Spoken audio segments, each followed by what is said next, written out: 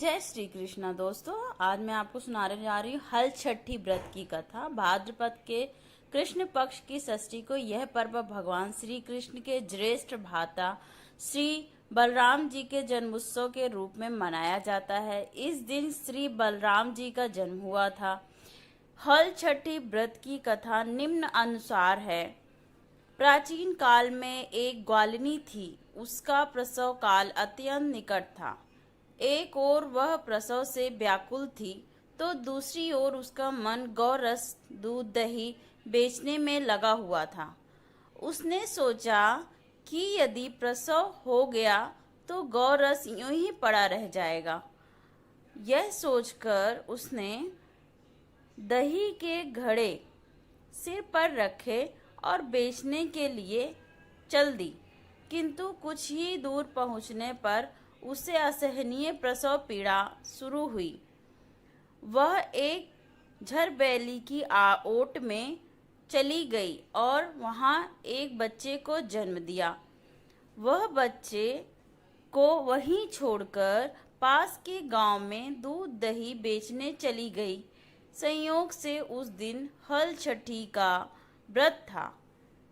गाय भैंस के मिश्रित दूध को केवल भैंस का दूध बताकर उसने सीधे साधे गांव वालों को बेच दिया।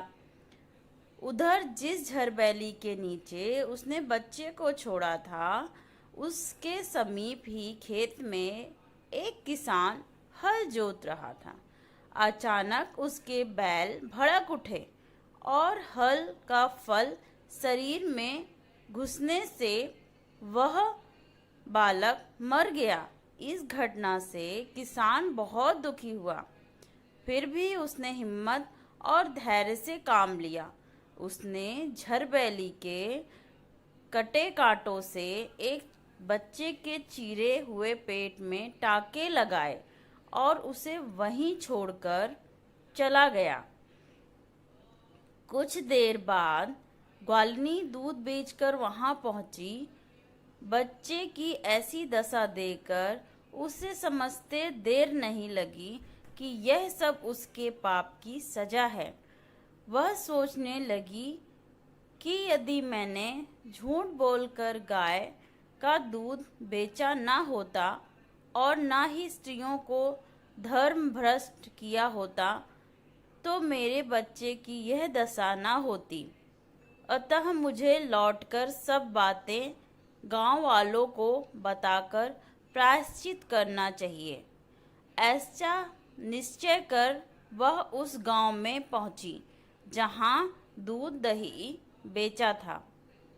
वह गली गली घूमकर अपनी करतूत और उसके फल स्वरूप मिले दंड का बखान करने लगी कि तब स्त्रियों ने स्वधर्म रक्षार्थ और उस पर रहम खाकर उसे क्षमा कर दिया और आशीर्वाद दिया।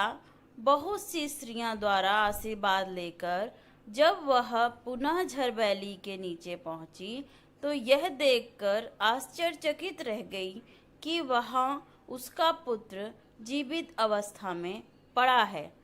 तभी उसने स्वार्थ के लिए झूठ बोलने को ब्रह्म हत्या के समान समझा और कभी झूठ ना बोलने का प्रण लिया। जय श्री कृष्णा। स्टोरी पसंद आई हो तो please like and subscribe. Thank you.